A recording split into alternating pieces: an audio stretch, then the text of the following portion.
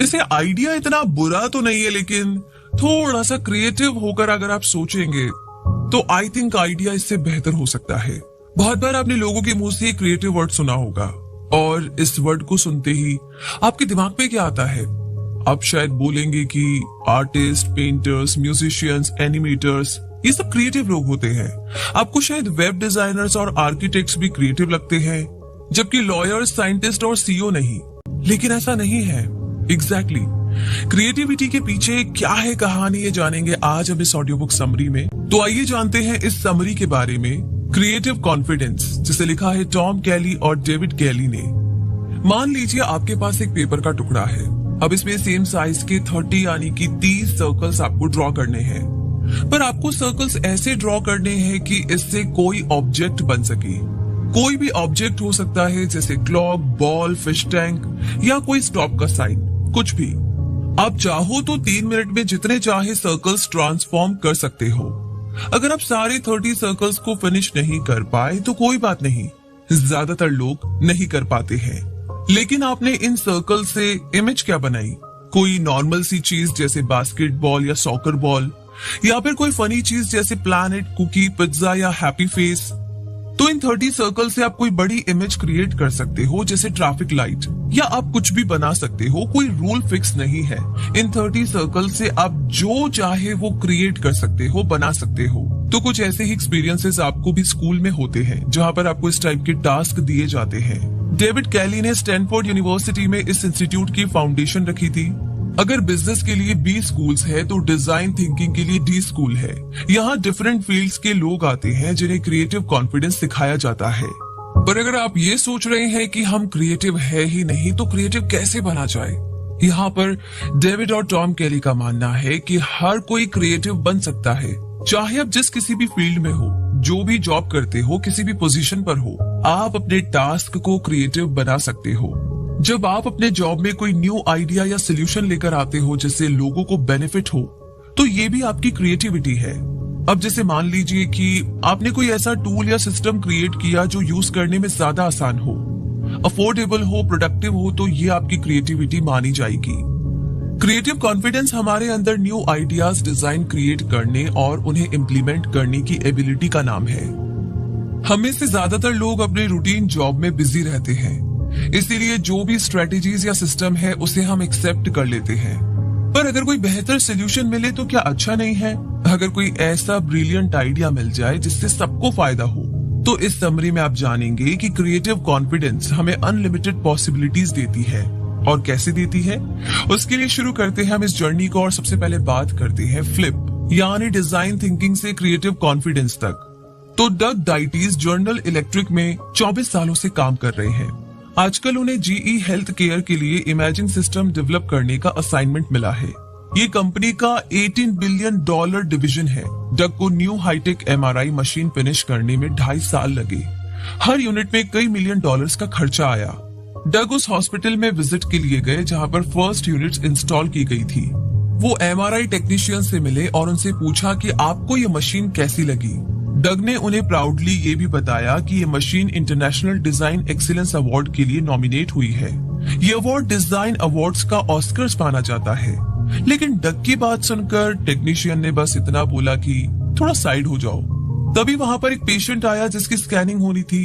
एक छोटी सी दुबली पतली लड़की थी जिसने अपने पेरेंट्स का हाथ पकड़ा था। वो बहुत ज्यादा नर्वस थी। उसे स्कैनिंग करवाते हुए काफी डर लग रहा था। मशीन काफी बड़ी और मेटल से बनी हुई थी। स्कैनिंग के लिए मशीन के अंदर जाना पड़ता था। जब उस बच्ची को MRI के पास ले जाया गया तो वो रोने लगी। उसके पेरेंट्स उसे हिम्मत बंधा रहे थे, इसके बावजूद लड़की डर रही थी। इसी बीच एनेस्थीसियोलॉजिस्ट को बुलाया गया और डग को पता चला कि छोटे बच्चे मशीन को देखकर बहुत ज्यादा डर जाते हैं, इसलिए उन्हें MRI मशीन के अंदर भेजने से पहले सीडेट कर दिया जाता है। और उसी पर डग को लगा कि उनका डिजाइन फेल हो गया है। हालांकि उन्हें अपने डिजाइन पर प्राउड था, पर जिन पेशेंट्स को रियल में ये प्रोजेक्ट यूज करना था, अगर ये प्रोजेक्ट उन्हें ही पसंद ना आए तो क्या फायदा। डग इस बात से बड़े निराश हुए कि उनकी ये मशीन छोटे बच्चों को डरा रही थी। कोई और होता तो शायद ज्यादा टेंशन नहीं लेता और अपने बाकी प्रोजेक्ट में लग जाता, पर डग जानती थी कि उन्हें कुछ करना है। उन्हें उनके बॉस ने एडवाइस दी कि वो जाकर स्टैनफोर्ड की D स्कूल से कोर्स करें। ये 1 हफ्ते का कोर्स था जिसे एग्जीक्यूटिव एजुकेशन कोर्स बोला जाता है। डग इस बात को लेकर के थोड़ा डाउट में थे कि इस कोर्स से उन्हें बेनिफिट होगा या नहीं, पर अपने बॉस की बात मानकर वो ये कोर्स करने चले गए। डी स्कूल में डग ने क्रिएटिव कॉन्फिडेंस के बारे में सीखा। उन्हें ह्यूमन सेंटर्ड डिजाइन प्रोसेस के बारे में सीखने को मिला, जिसमें यूजर्स की नीड, उसके थॉट्स और फीलिंग्स को डिजाइन की नंबर 1 प्रायोरिटी माना जाता है। यानी जिन लोगों के लिए आप प्रोडक्ट बना रहे हो, आपको उनके लिए एक्चुअल में एम्पैथी होनी चाहिए। डग ने यह भी सीखा कि किसी भी इंडस्ट्री में ह्यूमन सेंटर्ड डिजाइन काफी इंपॉर्टेंट है, क्योंकि यही वो फैक्टर है जो लोगों की जिंदगी में बदलाव ला सकता है। डग ने डिसाइड किया कि वो अब ऐसी मशीन बनाएंगे जिससे छोटे बच्चे बिल्कुल भी ना डरे। लेकिन डग ये भी जानते थे कि उन्हें एक और नई एमआरआई मशीन बनाने के लिए और फंडिंग नहीं मिल सकती। इसलिए उन्होंने एक्सपीरियंस को रिक्रिएट करने पर फोकस किया और उसे एडवेंचर सीरीज नाम दिया। डग ने स्कैनर के अंदर कोई चेंज नहीं किया, बल्कि उसे बाहर से ट्रांसफॉर्म करने के बारे में सोचा। सिर्फ व्हाइट और मेटल के बदले डग ने एमआरआई मशीन्स को पायरेट शिप्स या स्पेसशिप के डिजाइन में पेंट करवा दिया। उन्होंने कमरे की वॉल्स और सीलिंग भी डेकोरेट करवा दी। जिस मेटल बेड पर पेशेंट्स को लेटना होता था, उसे भी डेकोरेट करवा दिया। ये सारे इक्विपमेंट्स थीम का पार्ट बन गए। अब जो नई स्कैनर मशीन बनकर तैयार हुई, वो बच्चों को बड़ी मजेदार लगती थी। उन्हें लगता था कि जैसे वो किसी डरावने मेडिकल प्रोसीजर के लिए नहीं, बल्कि किसी अम्यूजमेंट पार्क की राइड के लिए जा रहे हैं। इस एक्सपेरिमेंट के बाद अमेरिका के अंदर बच्चों के हॉस्पिटल्स में 9 डिफरेंट एडवेंचर्स इंस्टॉल्ड किए गए। जब कोई बच्चा स्कैनर में एंटर करता है तो एमआरआई मशीन उसे एक्सप्लेन करती है कि वो चुपचाप लेटा रहे, क्योंकि वो एक समुद्री यात्रा पर जाने वाले हैं या फिर उनका स्पेसशिप टेक ऑफ करने वाला है। इसीलिए अब स्कैनिंग कराने के लिए बच्चों को सिडेट करने की जरूरत नहीं पड़ती और ना ही किसी एनेस्थियोलॉजिस्ट को बुलाना पड़ता है, क्योंकि ज्यादातर बच्चे खुशी खुशी मशीन के अंदर चले जाते हैं। अब ज्यादा से ज्यादा बच्चे इस प्रोसीजर के लिए खुद से तैयार हो जाते हैं और ये बच्चों के साथ साथ उनके पेरेंट्स, हॉस्पिटल और जीई हेल्थ केयर के लिए किसी विन विन सिचुएशन से कम नहीं है। डग का सबसे हैप्पी मोमेंट वो था जब उसने सुना कि एक छोटी लड़की पूछ रही थी, क्या मैं एक और बार एमआरआई स्कैन करा सकती हूँ? उस वक्त डग को 100% सेटिस्फैक्शन की फीलिंग हुई और उस दिन के बाद से डग अपने हर प्रोजेक्ट में क्रिएटिव कॉन्फिडेंस और ह्यूमन सेंटर्ड डिजाइन अप्लाई करते हैं। अक्सर ये होता है कि प्रोडक्ट डिजाइन करते टाइम कहीं ह्यूमन टच छूट जाता है। हम सिर्फ टेक्निकल और बिजनेस साइड पर ही फोकस करते हैं। अब जरा एक वेन डायग्राम के बारे में सोचिए, जिसमें 3 ओवरलैपिंग सर्कल्स हो। इसमें फर्स्ट प्रैक्टिकल टेक्नोलॉजी के लिए है, सेकंड वाला सस्टेनेबल बिजनेस के लिए और थर्ड है लोगों के साथ एम्पैथी की फीलिंग के लिए। डिजाइन मेकिंग में ऑर्गेनाइजेशंस को इन तीनों फैक्टर्स के बीच बैलेंस क्रिएट करना चाहिए। ये कैसे कॉमन स्पॉट पर हो जहां पर सारे सर्कल्स ओवरलैप हो रहे हो, क्योंकि एक सक्सेसफुल प्रोजेक्ट का सीक्रेट यही है। तो फ्लिप के बारे में जानने और समझने के बाद अब बात करते हैं डेयर की, फ्रॉम फियर टू करेज। अच्छा एक बात बताइए, क्या आप सांप से डरते हैं?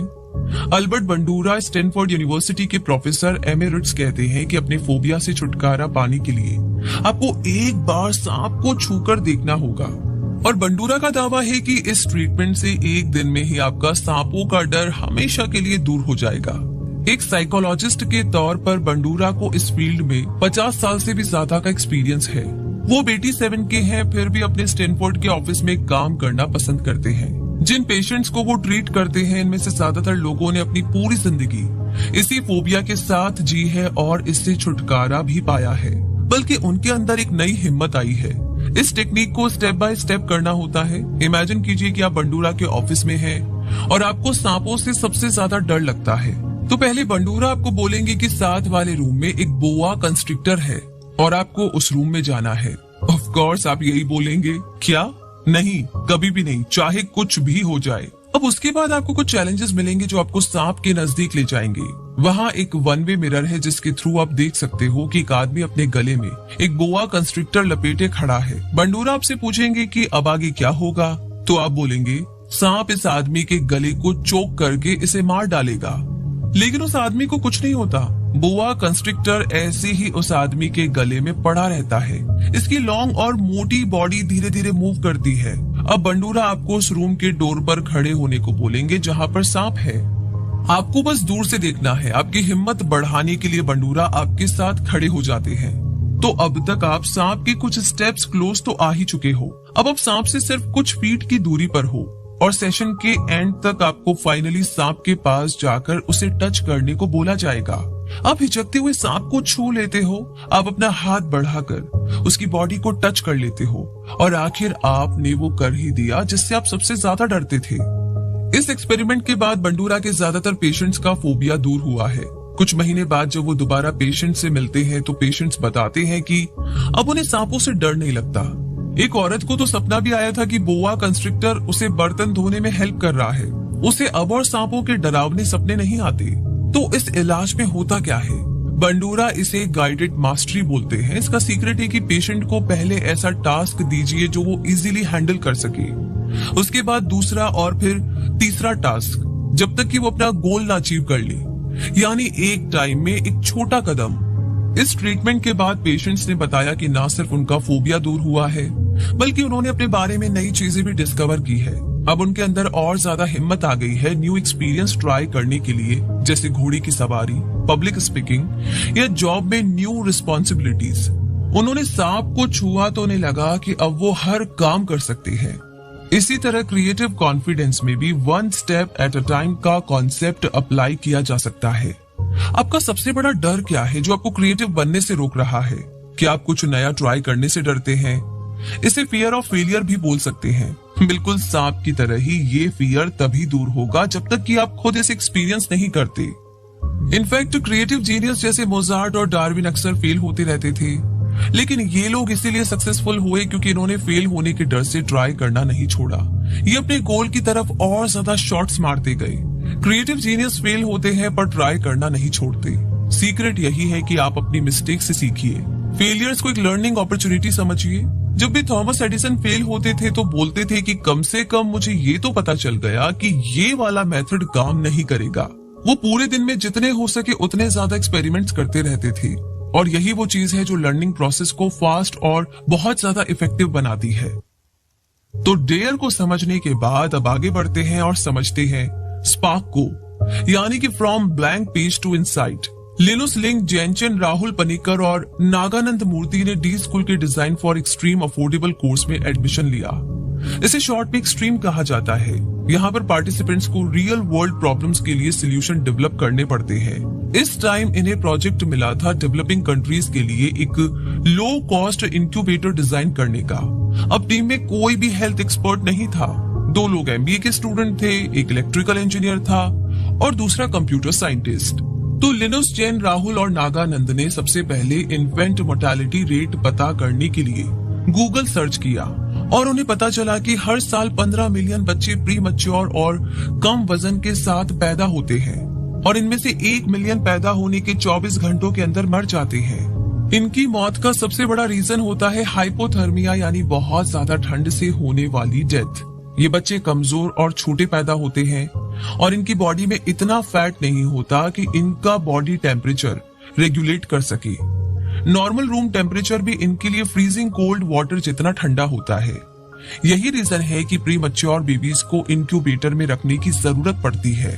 हाइपोथर्मिया से होने वाली डेथ इंक्यूबेटर की मदद से रोकी जा सकती है, पर इंक्यूबेटर्स की कॉस्ट करीब $20,000 पर यूनिट पड़ती है। इंक्यूबेटर के कुछ पार्ट्स कम करके और सस्ता मटेरियल यूज करके टीम एक लो कॉस्ट इंक्यूबेटर बना सकती थी, पर उन्होंने ह्यूमन सेंटर डिजाइन को ध्यान में रखा। उन्हें मदर्स और उनकी न्यूबॉर्न बेबीज का पूरा ध्यान था। लिनुस नेपाल के एक सिटी हॉस्पिटल में गए, लेकिन उन्हें यह देखकर के हैरानी हुई कि वहां के ज्यादातर इंक्यूबेटर्स अनयूज्ड रखे हुए थे। डॉक्टर ने बताया कि जिन बच्चों को इंक्यूबेटर्स की रियल में जरूरत होती है वो ज्यादातर दूर दराज के छोटे छोटे गाँव में पैदा होते हैं। उनकी मदर्स न्यूबॉर्न बेबी के साथ इतनी दूर ट्रैवल करके हॉस्पिटल नहीं आ सकती। तो टीम ने रिमोट एरिया में रहने वाले मदर्स और बेबीज के लिए एक सोल्यूशन सोचा। एक सस्ते इंक्यूबेटर के बजाय उन्होंने एक नए आइडिया के बारे में सोचा। टीम अगर एक ऐसा डिवाइस क्रिएट करे जो मदर्स अपने घरों में यूज कर सके तो कैसा होगा। बस टीम ने दिमाग लड़ाया और एक प्रोटोटाइप्स क्रिएट किए जब तक कि उन्हें एम्ब्रास नहीं मिल गया। ये बेबी के छोटे स्लीपिंग बैग की तरह होता है। इसके अंदर एक पाउच है जो पैराफिन का बना है। मदर को इसे बाहर निकालकर 37 डिग्री सेल्सियस तक गर्म करना होता है। ये बेबी को पूरे 4 घंटे तक गर्म रख सकता है। तो इस तरीके से डिवाइस तो बन गया था और अब टाइम था इसे टेस्ट करने का। टीम इंडिया आई और उन्होंने एम्ब्रास को कुछ मदर्स पर ट्राई किया। महाराष्ट्र में उन्हें डिवाइस को इम्प्रूव करने के बारे में एक इम्पोर्टेंट फैक्टर पता चला। एम्ब्रास में एक एलसीडी थर्मोमीटर होता है जो मदर्स को पैराफिन पाउच को गर्म करने में गाइड करता है। राहुल ने अनाउंस किया कि उन्हें इसे 37 डिग्री सेल्सियस तक गर्म करना होगा। सुनकर मदर्स हैरान रह गई। उन्हें लगता था कि वेस्टर्न मेडिसिन बहुत स्ट्रांग होती है। अगर डॉक्टर मेडिसिन की एक चम्मच लेने को बोलता तो मदर सिर्फ आधा चम्मच अपने बेबीज को देती है। तो इसीलिए अगर पाउच को 37 डिग्री तक गर्म करने को बोला गया तो मदर सिर्फ 30 डिग्री तक ही गर्म कर रही थी। ये बात टीम के लिए एक आई ओपनर की तरह थी। तो आगे उन्होंने सोचा कि नंबर्स डिस्प्ले करने के बजाय थर्मोमीटर ओके इंडिकेट करेगा, जिससे कि पता चल जाए कि पैराफिन पाउच इस्तेमाल के लिए अब तैयार है। तो इस तरीके से एक्सट्रीम कोर्स खत्म हुआ। टीम प्रोटोटाइप बना चुकी थी, इसीलिए उनका काम अब पूरा हो चुका था। लेकिन ये प्रोडक्ट न्यू बॉर्न बेबीज के लिए काफी इंपॉर्टेंट है। इसीलिए राहुल ने कहा कि वो सिर्फ ये सोचकर के मूव ऑन नहीं कर सकता कि एम्ब्रास अब बहुत से बच्चों की जान बचा रहा है। भले ही वो लोग अपने अपने करियर में बिजी है, तो भी टीम ने डिसाइड किया कि वो लोग इस प्रोडक्ट को मार्केट में लॉन्च करेंगे। लेकिन ये काफी चैलेंजिंग भी था, क्योंकि वो लोग किसी मेडिकल डिवाइस को बनाकर डिस्ट्रीब्यूट करने के बजाय कुछ नहीं जानते थे। लेकिन उन्होंने फर्स्ट स्टेप उठाया और एक के बाद एक चीजें होती चली गई। 2010 में बेबी वार्मिंग डिवाइस को एबीसी न्यूज में दिखाया गया। इसमें निशा की स्टोरी शो की गई थी, जो बेंगलोर में पैदा हुई एक प्री मैच्योर बेबी थी। वो क्लिनिकल ट्रायल का एक पार्ट थी। एम्ब्रास ने उसकी लाइफ बचाई थी। उसके बाद से 4 लोगों की ये टीम 90 लोगों की कंपनी में बदल गई। ये लोग प्रोडक्ट के डिजाइन में लगातार सुधार करते रहे। ये टीम गांव और कस्बों के जरूरतमंद बच्चों तक पहुंची और उनकी जान बचाई। एम्ब्रास टीम ने बाकी देशों के एनजीओ के साथ भी पार्टनरशिप की है और अभी हाल ही में इन्होंने जीई हेल्थ केयर के साथ एक ग्लोबल डिस्ट्रीब्यूशन डील साइन की है। एम्ब्रास टीम ने जब शुरुआत की थी तब उनके पास कुछ भी नहीं था, ना पैसा और ना ही मेडिकल फील्ड का कोई एक्सपीरियंस। इस प्रोजेक्ट के शुरू में टीम की हालत किसी ब्लैंक पेज जैसी थी। लेकिन उनके अंदर ये स्पार्क आया कैसे? यहाँ पर कुछ स्ट्रेटेजीज है जिन्हें आप अप्लाई कर सकते हैं। नंबर 1, क्रिएटिव बनो। यहीं से चीजें आपके लिए चेंज होनी शुरू हो जाएगी। नंबर 2, एक ट्रैवलर की तरह सोचिए। चीजों को एक नए पर्सपेक्टिव से देखिए। न्यू आइडियाज के लिए अपना माइंड खोलने की जरूरत है। लाइफ में न्यू एक्सपीरियंसेस की तलाश कीजिए। नंबर 3, मेडियोक्रिटी से ऊपर उठो। बेशक टाइम लगे पर एक्सप्लोर करो। नंबर 4, अपने कस्टमर्स से एम्पैथी रखो। कोई भी प्रोडक्ट बनाने से पहले खुद को कस्टमर्स की जगह पर रखकर सोचिए। उनकी तरह से देखने की, सोचने की और फील करने की कोशिश कीजिए। नंबर 5, बने बनाए रूल्स को चैलेंज करो। सवाल करने की आदत डालो। इससे आपको प्रॉब्लम को गहराई से सोचने में मदद मिलेगी। तो स्पार्क के बारे में समझने के बाद इस जर्नी में आगे बढ़ते हैं और अब समझते हैं और बात करते हैं लीप, यानी कि from planning to action. Akshay Kothari और अंकित गुप्ता स्टैनफोर्ड के न्यू ग्रेजुएट्स हैं। अक्षय ने पर्ड्यू से इलेक्ट्रिकल इंजीनियरिंग की है, जबकि अंकित ने आईआईटी से कंप्यूटर साइंस किया है। दोनों गीक टाइप के हैं, शर्मीले से लेकिन एनालिटिकल नेचर के हैं। अक्षय ने डी स्कूल के डिजाइन थिंकिंग बूट कैंप के बारे में सुना और डिसाइड किया कि वो ये कोर्स ज्वाइन करे। ये कोर्स उन्हें थोड़ा हटकर लगा, कॉलेज की रूटीन क्लासेस से एकदम अलग सा। और अंकित खुद मानते हैं कि जब वो फर्स्ट टाइम डी स्कूल आए तो उन्हें थोड़ा तो अजीब लगा था। हर जगह कलरफुल पोस्ट लगे थे और मैथ की तरह यहाँ सवालों का कोई सिंगल राइट आंसर नहीं होता। अपने फर्स्ट टास्क के लिए उन्हें एक न्यू रामेन एक्सपीरियंस डिजाइन करने को बोला गया। अक्षय ने एक कॉमन सोल्यूशन दिया, जबकि उनके क्लासमेट्स के पास बेहतर क्रिएटिव आइडियाज थे। उनमें से एक ने एक बड़े से स्ट्रॉ का आइडिया दिया, जिसमें से नूडल्स और सूप साथ में खाया जा सके। एक और क्लासमेट को एक स्पेशल कप का आइडिया आया, जिससे चलते चलते नूडल्स खाया जा सके। धीरे धीरे अक्षय और अंकित को और ज्यादा क्रिएटिव आइडियाज आने लगे। उन्होंने ह्यूमन सेंटर्ड डिजाइन के बारे में भी सीखा, जो उनके लिए एकदम नया आइडिया था। और उन्हें प्रोडक्ट मेकिंग में एम्पैथी की इम्पोर्टेंस भी सिखाई गई। अब क्योंकि उन्हें इस एक्सपेरिमेंट में मजा आ रहा था, तो अक्षय और अंकित ने डी स्कूल में एक और क्लास अटेंड करने की सोची। लॉन्च पैड 4 महीने का प्रोग्राम है जिसमें स्टूडेंट्स को स्क्रैच से खुद की एक कंपनी शुरू करके उसे इनकॉर्पोरेट करके खुद का प्रोडक्ट लॉन्च करना होता है। अक्षय और अंकित को लगा कि ये तो उनसे नहीं हो पाएगा। पहला स्टेप था एक बिजनेस आइडिया ढूंढ कर लाना। अब क्योंकि उन दिनों आईपैड नया नया मार्केट में आया था, तो अक्षय और अंकित ने डिसाइड किया कि वो इसके लिए एक डेली न्यूज एप्लीकेशन डिजाइन करेंगे। उनके पास प्रोटोटाइप को बिल्ड करने के लिए सिर्फ 4 दिन का टाइम था। दोनों लड़के सारा दिन यूनिवर्सिटी कैफे में रहते थे। वो रोज वहां पर 10 घंटे बैठकर अपने आइडिया पर डिस्कस करते थे। आइडिया काफी अच्छा था। उन्होंने देखा कि लोग कॉफी पीते हुए न्यूज पढ़ना पसंद करते थे, तो उन्होंने प्रोटोटाइप क्रिएट किया और एक आईपैड सेटअप किया। अब कोई भी आने जाने वाला उनके एप्लीकेशन के थ्रू न्यूज ब्राउज कर सकता था। अक्षय और अंकित ने लोगों को ऐप यूज करते देखा और यूजर्स का रिस्पॉन्स सुनते रहे। उन्हें तुरंत इंटरफेस के ड्रॉबैक नजर आ गए। इस फीडबैक की वजह से उन्हें प्रोडक्ट को इम्प्रूव करने में काफी मदद मिली। अक्षय ने यूजर रिसर्च पर फोकस किया, जबकि अंकित ने एप्लीकेशन पर न्यू अपडेट्स कोड किए। एक दिन में ही वो लोग 100 चीजें चेंज कर देते थे। इतने एफर्ट्स डालकर उन्होंने डेली न्यूज ऐप को और भी ज्यादा आसान और स्मूथ बना दिया था। अपने फर्स्ट डे में उन्हें कुछ ऐसे कमेंट मिले, दिस ऐप इज यूजलेस, बेकार एप्लीकेशन बनाई है। और बाद में वही यूजर्स पूछने लगे, क्या ये ऐप आईपैड में पहले से मौजूद है? अक्षय और अंकित के इस हार्डवर्क का रिजल्ट है पल्स न्यूज, जो कि एक ब्रिलियंट न्यूज रीडर है जो सारे मेजर एप्लीकेशंस को कवर करता है। कुछ महीने के बाद स्टीव जॉब्स ने Apple world wide developers conference में खुद पल्स न्यूज को प्रेजेंट किया और ये Apple store hall of fame के ओरिजिनल 50 एप्स में से एक बन गया। बाद में अक्षय और अंकित ने पल्स न्यूज लिंक्डइन को $90 मिलियन में बेच दिया। तो ये सब उन्होंने किया कैसे? अक्षय और अंकित ने कैसे प्लानिंग को सक्सेसफुली एक्शन में ट्रांसफॉर्म किया? तो सबसे पहले उन्होंने डू समथिंग माइंडसेट को अडॉप्ट किया। दोनों ने लॉन्चपैड कोर्स की रिक्वायरमेंट से आगे सोचा। सेकंड, दोनों ने जितना जल्दी हो सके एक प्रोटोटाइप क्रिएट कर लिया। उन्होंने जो भी किया अफोर्डेबल वे में और फास्ट किया। तीसरा, उन्होंने पोटेंशियल कस्टमर्स का फीडबैक लिया और उनकी जरूरत को समझा। चौथा, उन्होंने और भी ज्यादा इफेक्टिवली इनोवेशन करने के लिए टाइम लिमिट का सही तरीके से इस्तेमाल किया। इन दोनों यंग मैन ने शो करा दिया कि राइट एक्शन कैसे लेना है। कभी कभी इंडिविजुअल्स और ऑर्गेनाइजेशंस एनालिसिस के चक्कर में फंस जाते हैं। लोग प्लानिंग स्टेज में ही बहुत टाइम वेस्ट कर देते हैं।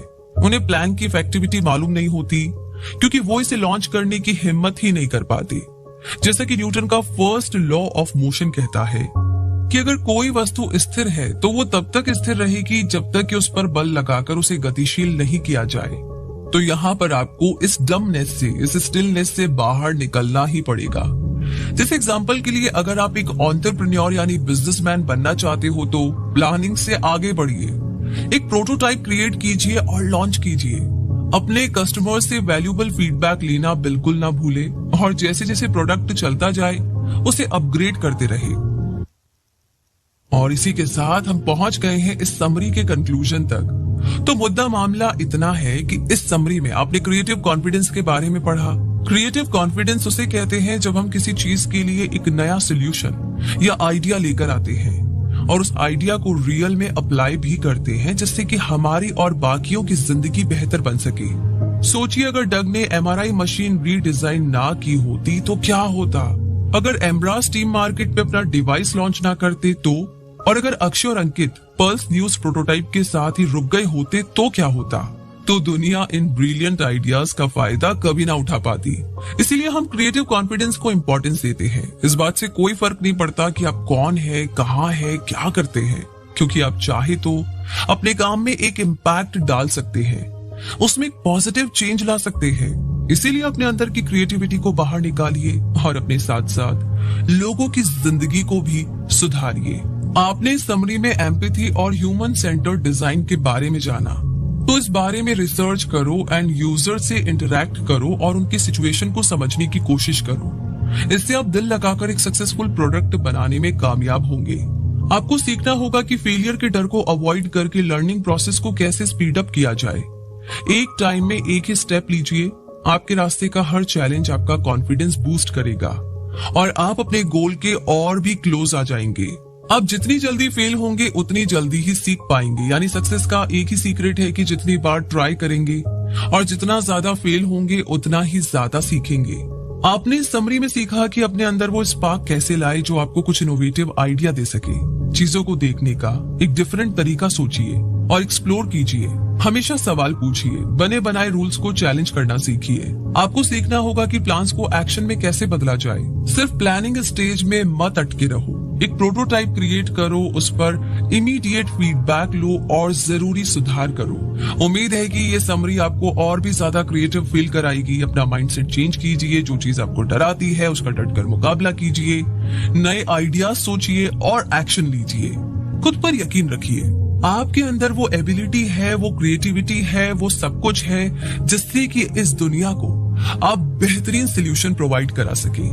और इसी लाइन के साथ ये समरी यहीं पर खत्म होती है, लेकिन आपकी जो जर्नी है दुनिया के लिए, अपने आसपास के लोगों के लिए कुछ बेहतर करने की, क्रिएटिविटी से और आगे बढ़ने की, कुछ बहुत ही अमेजिंग चीजें क्रिएट करने की, जैसा कि समरी में बहुत सारे लोगों ने किया, तो उसके लिए ऑल द वेरी बेस्ट। लग जाइए मिशन पर और उसी के साथ ये जरूर बताइए कि समरी आपको कैसी लगी और इस समरी की कौन सी वो कहानी है, कौन सा वो पार्ट है जिसने आपको इंस्पायर किया कि बस अब नहीं देर, मतलब अब तो एक्शन लेना है और बस मिशन को कंप्लीट करना है। तो वो सब शेयर कीजिए कमेंट बॉक्स में लिख करके, साथ ही साथ किस बारे में आगे जानना चाहते हैं वो भी बता दीजिए।